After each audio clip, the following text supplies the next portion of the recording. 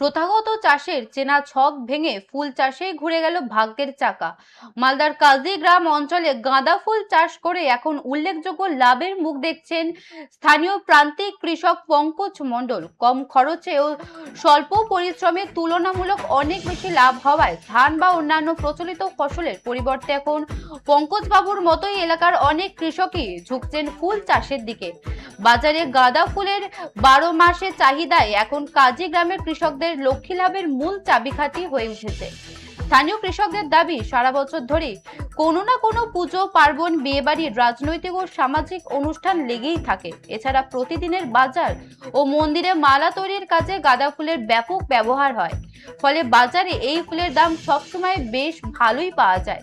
বিঘার পর বিঘা জমিতে ধান চাষ করে যে মুনাফা পেতে কালঘাম ছুটত চাষিদের, এখন অল্প জমিতে গাঁদা ফুল চাষ করে তার চেয়ে অনেক বেশি আয় সম্ভব হচ্ছে।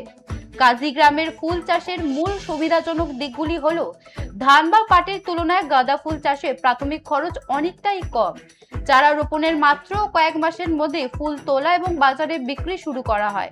উৎসবের মরশুম ছাড়া সাধারণ সময়েও মালার জন্য বাজারে নিয়মিত চাহিদা থাকে।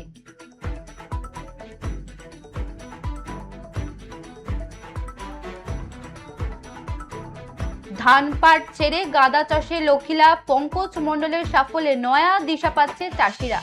প্রথাগত চাষের চেনা ছক ভেঙে ফুল চাষে ঘুরে গেল ভাগ্যের চাকা।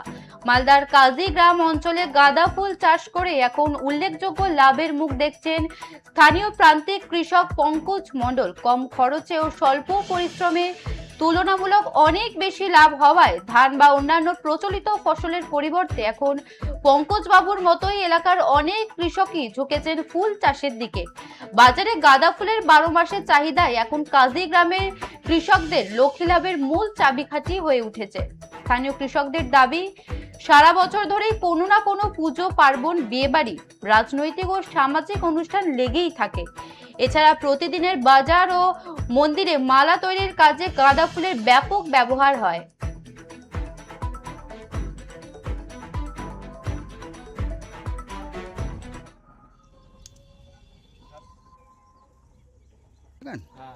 তো গাঁদা চাষ কবে থেকে করেন এখানে?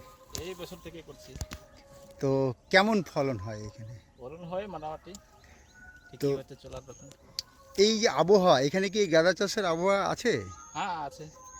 না কি ভেবে আপনি এই গাঁদা ফুল চাষ করেন, তাতে কি লাভ হচ্ছে না একটু যদি বলেন। লাভ হচ্ছে, লস হলে থোড়া লাগাতাম, আচ্ছা লাভই হচ্ছে, আচ্ছা। মোটামুটি একটু লাভ হচ্ছে। এটা এটা কবে লাগান এবং কবে পর্যন্ত চলে? এটা লাগিয়েছি মাঘ মাসে, আচ্ছা। বাংলা মাঘ মাসে। এটা জেঠ পর্যন্ত চলবে, জেঠ শেষ পর্যন্ত। তারপর তারপর শেষ হয়ে যাবে এটা। হ্যাঁ, তারপর আবার লাগাতে হবে জেঠের শেষে। মানে এই গাঁদা ফুলেরই চাষ করেন? হ্যাঁ। মানে এটা উঠে গেলে গাছ মরে গেলে আবার গাঁদা ফুলই আবার লাগে? গাঁদা ফুল। তো কোথায় দেন এই ফুলগুলো? এগুলো নিয়ে যাচ্ছি মালদা রথবাড়ি, আচ্ছা। মানে বাজারে। তো